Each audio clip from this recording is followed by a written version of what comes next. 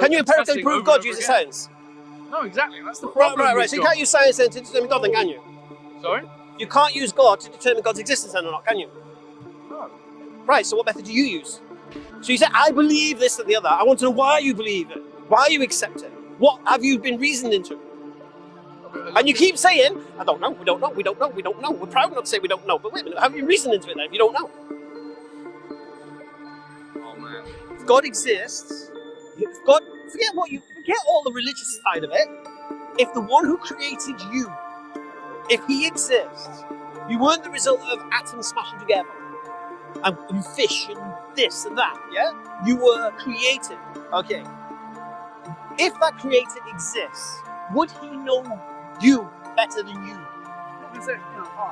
Allah made this topic. I didn't say that, did I? I'm asking you as an atheist who doesn't believe in Allah. Allah made this topic. Can you use science to tell me who made that chocolate cake and why?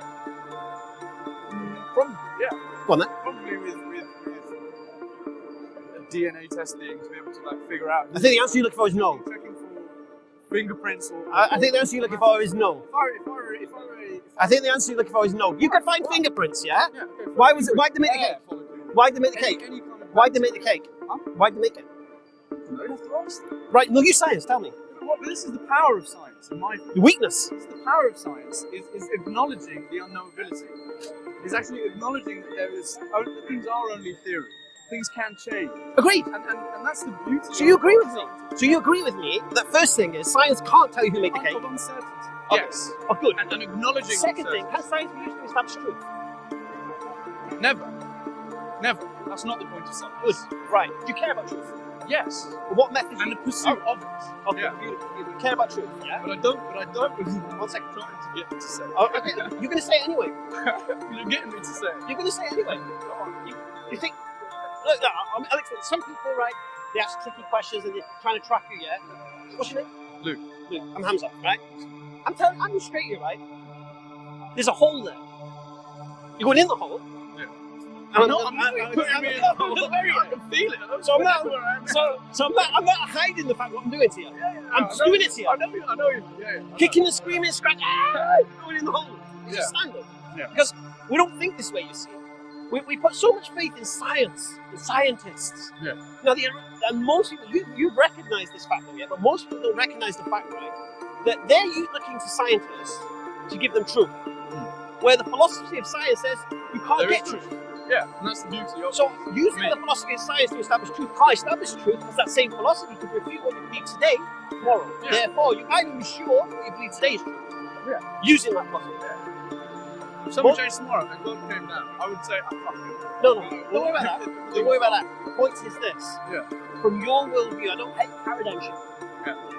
Now, you've been honest enough to recognize science is a tool to discover truth with. Yeah. Well, Brilliant. I think it is a tool for the pursuit of truth. Can't discover it. It is a pursuit for things that are reproducible. I'm going to use my cutter light dower with you.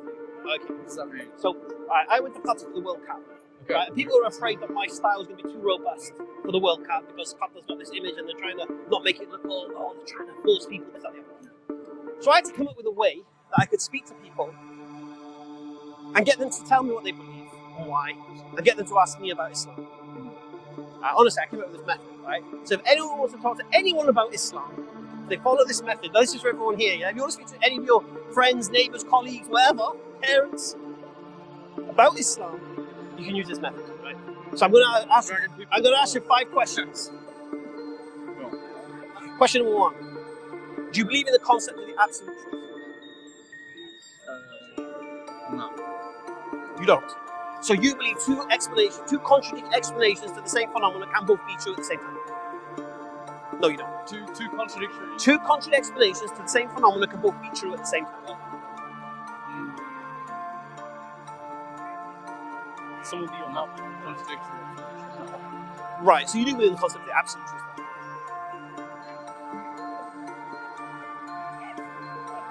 Fair? Well, you do. I don't want to say that. I will demonstrate you do. I will demonstrate you do. Go on. Okay. In the 60s, the claim was made man landed on the moon, yeah? NASA said man landed on the moon, one small step for man, one giant leap for mankind. Okay. There are people who believe that happened. Believe NASA, believe the TVs, believe everything. Okay, so they believe it's true. Then you have people today who question, is it a hoax? Did they really go to the moon? There's so many different things on it. So they don't believe it happened. Yeah. Can they both be right? No, they can't both be right. But they believe it's true and they believe it's true. Yeah. Can they both be right? No. So there has to be an absolute truth, isn't it? Yeah. So you do believe in absolute truth? I believe, well, it's hard because there's so many things that are on there. Whether you know the truth is a different story. The concept. Okay. Concept of absolute truth. Yes. So, whether man landed on the moon, whether man didn't land on the moon, they can both believe their own relative truths, but only one can be true. Yeah. Yeah. Whether you know what it is or not, it's one or the other. Agreed? Yeah. That's the absolute truth. That's the concept. Okay. Theory. Do you care about knowing the absolute truth? Yeah. It's a story. You care about it. You want to know the absolute truth. I think it's important to be able to work towards it. Fantastic. What method do you use to seek out absolute truth? Reasoning, but it's like Reasoning what? I think. Well, you can say the S word, but you know you don't believe it. You don't believe yourself. I'm a historian. No. So I look through history. Within history, there is surely an absolute truth, but one can only ever climb closer and closer towards it with evidence. But what method do you use to find it? Reading, cross-analysing sources. Cross-analysing what sources? Primary documents. Primary documents. Write letters, writing from people.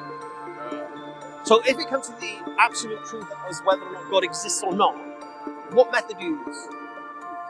I just don't believe in God. I know you don't, but so you believe God doesn't exist, yeah? I believe God of books and institutions doesn't exist. Oh, okay. I'll ask you a question. Do you believe God exists or not? No. Right. So let's forget man landing on the moon. Let's talk about God existing or not. If God exists, God cannot not exist. Fair enough? If God doesn't exist, then he can't exist. One of them's wrong. One of you are wrong. I believe God exists, you don't. Yeah. One of us is wrong. Yeah. Fantastic. Okay. What method have you used to seek out your position? The thing is, so I believe basically in the power of matter and the universe as a creative force. What method have you used to reach the conclusion God doesn't exist?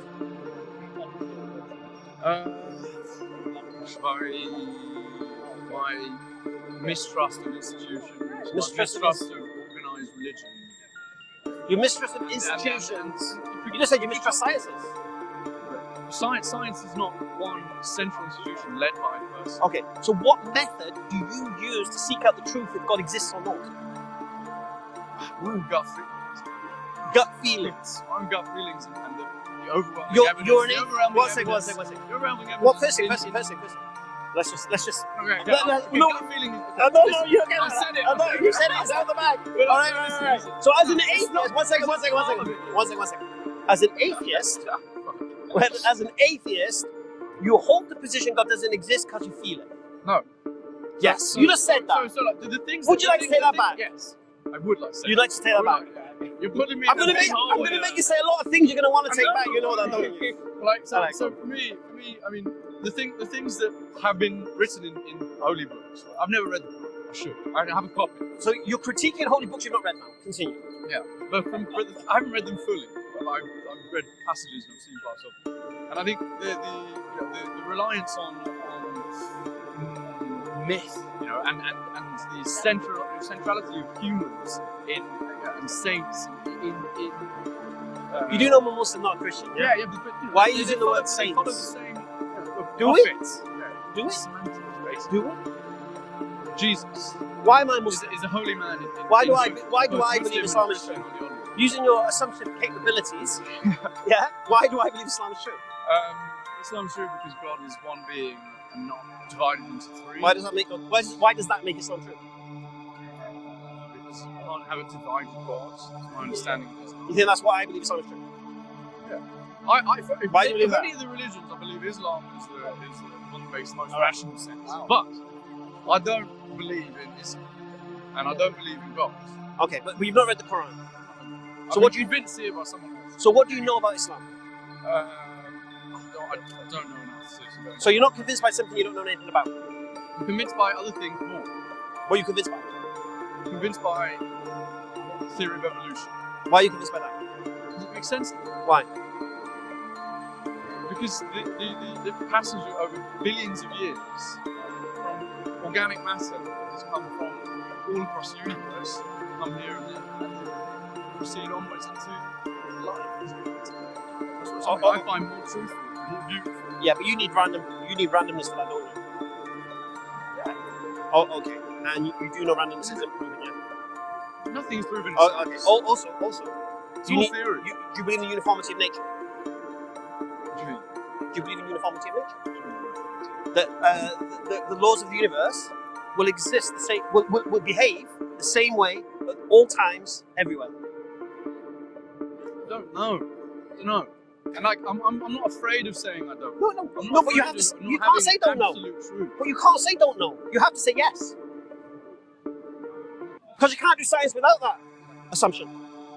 The whole point of science is not knowing and then going and I agree. seek out I agree. And through No. empirical you can't. evidence Can you empirically prove God uses science? No, exactly. That's the problem. Right. So you can't use science to determine God, then, can you? Sorry? You can't use God to determine God's existence, then, or not, can you? No. Right. So what method do you use? I just don't believe in religion as a science. You keep saying I don't believe. How do you understand the term belief? Look, if we're staying on that one idea, how can we prove God through any other means other than what? No. The text itself. Let's first understand something. How do you understand the term belief? And I'm not doing a Jordan Peterson on you here, but it's very important we do understand the words we use. Believe the things I choose to follow, the things I choose to. That's not what I believe.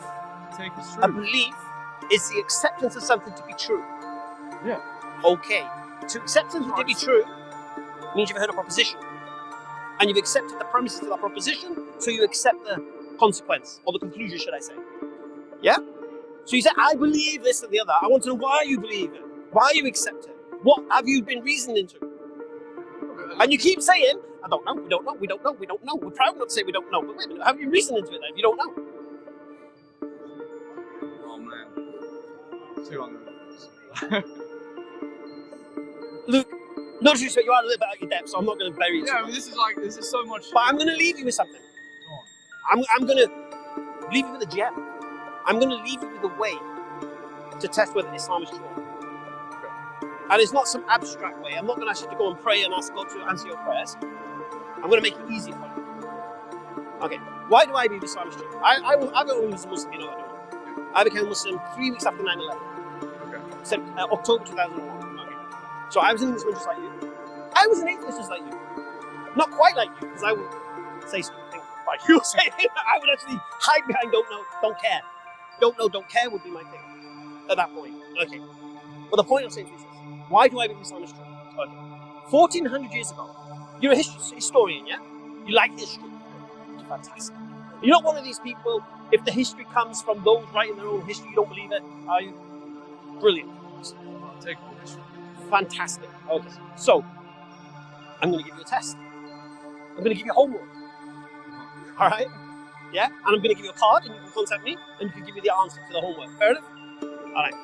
Do you believe, according to what you've understood in history, that a man called Muhammad, peace and blessings upon him, existed in 6th century Arabia? Yeah. That's a fact. I believe. Yeah, undisputed. Alhamdulillah. Do you also believe that this man called Muhammad, peace and blessings upon him, made a claim in the same period that an angel came and spoke to him in the cave of Hira in Makkah? I don't know the history of it, but I do believe he made a claim. Made a claim. Historical fact. Made a claim. Okay. What could... Now I'm going to take my Muslim hat off now. But some Muslims are like, what? What are you saying, Hamza? Right. What could explain the claim? Power. From your atheist perspective, you've got two explanations. Christians have got one explanation, and then obviously Muslims, we have the final explanation. Okay. So give me two explanations from an atheistic viewpoint, could explain this phenomena of him believing an angel spoke to him in a cave. Seeking power. No. So it means to exert. All right, you've gone a bit too far. Okay, I'll make it easy for you. He could have lied. There was no angel, because atheist perspective, angels don't exist. So if you've got a man claiming an angel spoke to him, and you're an atheist, well, angels don't exist. If he thinks angels have spoken to him, the first thing you're going to say, he's crazy. First thing you're going to say, he's schizo. I don't think he's crazy. No. I think people would use The man. power. I don't think he's crazy either, but Pursue power in what do we say about absolute truth? Everyone can have their own beliefs. Only one can be true. Agree? if everyone has beliefs, it doesn't mean necessarily that one is true. One of them has to be true. Unless you can give me another one. If everybody believes false things, it doesn't mean one of them has to be Okay. true. What I say to you right now, one of them has to be true. And your homework is to determine which one is true. And then, I'm going to refute you. Alright? So, either, I'm going to make it easy for you. Right? So, atheist perspective, angels don't exist. This guy's talking to angels. He's crazy, man. He's hearing voices. He must be suffering some kind of psychosis. First explanation, because angels don't exist. I didn't say that. No, you don't have to say that. It's just an option. Some people do say that. Okay. Second option, angels don't exist, so he's lying. If he's saying an angel spoke to him, angels don't exist. Therefore, he's lying. So he must be, for some reason, pretending an angel spoke to him. Like you said, power, money, wealth, whatever it is. Yeah? The Christian claim, which is the most pathetic claim, is it wasn't an angel. It was a demon. Yeah? It was a demon that tricked him, that convinced him he was speaking to an angel, but in fact it was really the devil. And what he thought he was receiving from God, he was receiving from the devil. Christians don't realize they're saying this man now is a good man, an honest man, a man of integrity. They don't like to admit that. Because if you're being tricked and deceived, you're a victim. Yeah? So this could be an explanation from a Christian perspective. Any more? Keep going. Or he's telling the truth. So either he's crazy, thinking angels speaking to him, either he's lying, claiming angels spoke to him, either he's deceived into thinking angels talk to him, or an angel talks to him. You just have to tell me which one it is. One of them has to be true. You can be both be crazy and lying. You can't be crazy and lying because crazy people think they're telling the truth. Telling you.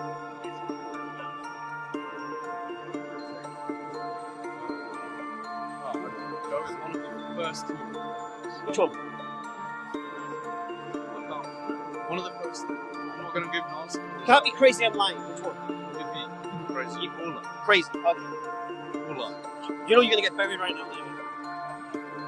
Give me one mental illness that would result in the symptoms of what he experienced.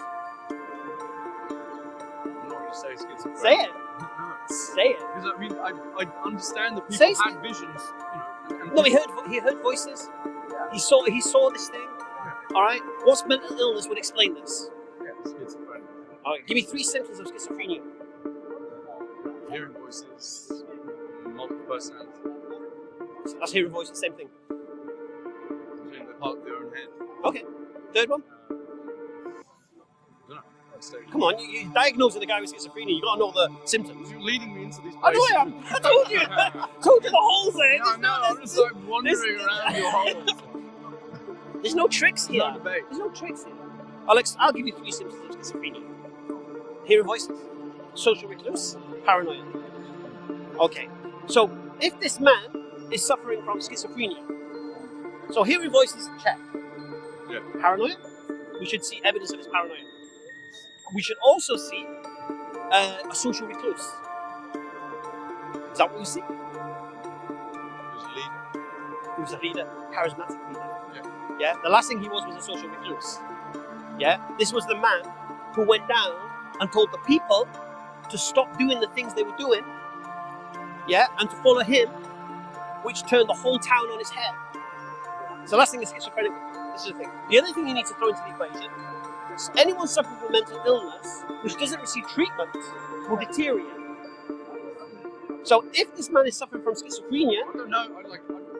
Don't worry, I know. schizophrenia, you know, I know. Listen, I'll make it easy for you because I'm being a bit unfair with you. I had a psychiatrist come onto my live stream and do a 3-hour presentation on why the Prophet wasn't crazy, going through all the different illnesses, showing videos of schizophrenics, and showing videos of schizophrenics, demonstrating that this man, Muhammad, peace be upon him, from what he achieved in his lifetime to become the most influential man that's ever existed, according to Michael H. Hart, could never have been suffering from schizophrenia. So we can cross that out. What else you got? Come. What? Light? Light? Yeah. Okay. Yeah, there is. Have you read his history? Do you know his life? It wouldn't be fair on him to keep digging.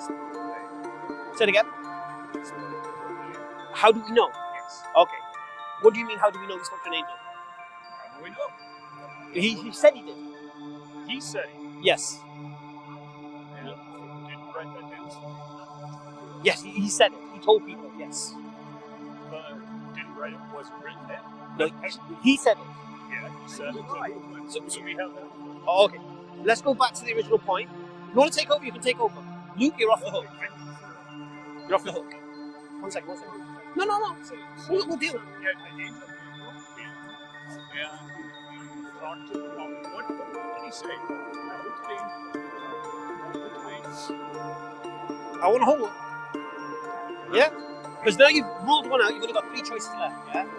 Yeah? Open-minded. Use this. Alright? It's not, you haven't given me enough to put me into a series of categories. Shall I make it worse? Let me make it worse. Let me make it worse. It is very much like Can I make it worse for you? Can I make it worse for you? Can I make it worse for you? Brain cleansing. Cleaning the crap out. Okay, let me make it worse for you. Yeah, let me make it worse for you. Can I make it worse for you? Do you believe if God exists, he will be the source of objective morality and supreme guidance? If God exists. Thought experiment. If God exists, you don't believe that. Why not? The amount of bad in the world. What? It's his fault. The amount of bad in the world that he is. No. I'm not interested in that. I'm talking about, Why is he doing this to the Palestinians? you've got free will, like we talked about. Anyway, would he be the source? Okay, let me rephrase the question. Would he know what's best for you? The idea of God is If God exists, if God, forget all the religious side of it. If the one who created you, if he exists, you weren't the result of atoms smashing together and fish and this and that, yeah? You were created, okay? If that creator exists, would he know you better than you? Yes, yeah. Of course he would. So would he be the best source of guidance for you? Which God? Who's God? Okay, forget religions. Stop panicking. This is all hypothesis. Like for me, Yeah. it doesn't mean anything. No, it doesn't, and that's fine. I'm not asking you to accept any religions right now. I'm not asking you to accept an Abrahamic God right now. All I'm saying to you, if you were created by an entity that created and fashioned you, would that entity know what's good for you more than you? And you said yes. So then you would have to concede he would be the best source of guidance for you. Not necessarily. Why not? God clearly doesn't necessarily have the best intentions for the people. Why would he guide you in a good way? I'm sorry? If a God who doesn't necessarily have the best intentions for all the people, as clearly is the case. No, you're bringing religion into it again. Stop it. Oh God, how can we talk No, about you're God talking about without religion. talking about No. I didn't believe in religion before I believed in God. I believe in God first. Then religion comes.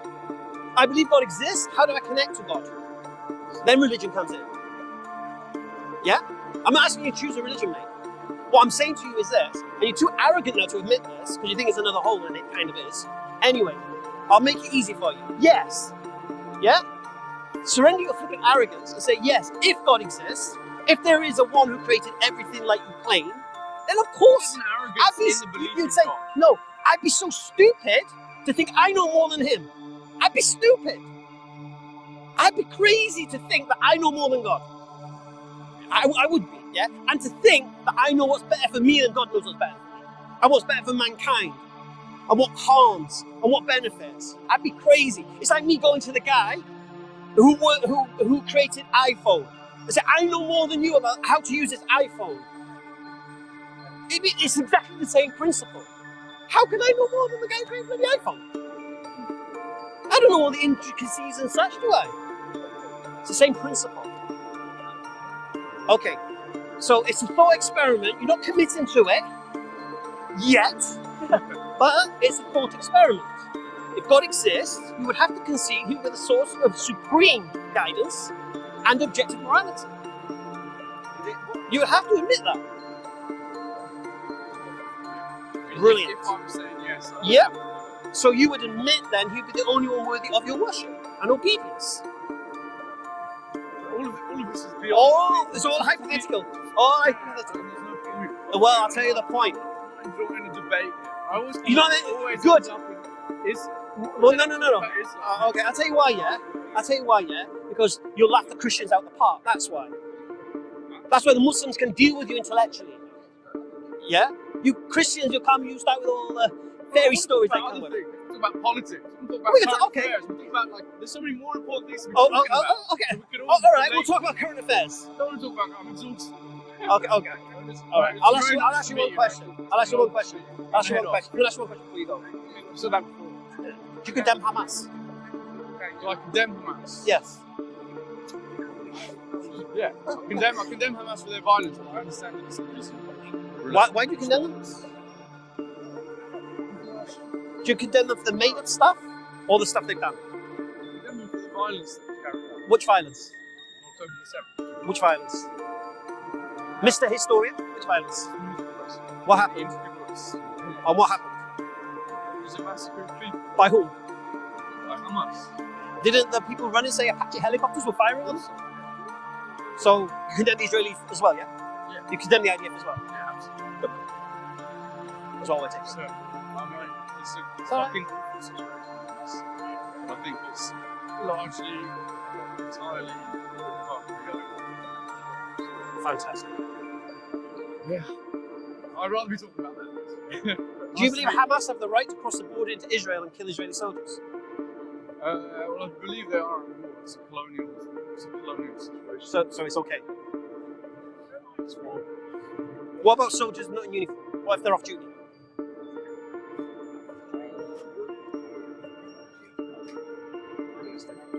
It's different. It's a different form of warfare. So if the soldier's not wearing his uniform and not holding his rifle, you can't kill him. But if he's wearing his uniform and holding his rifle, then you can. No, that's what I'm saying. What are you saying? I'm heading off. Let's be in touch with me, yeah? Take care.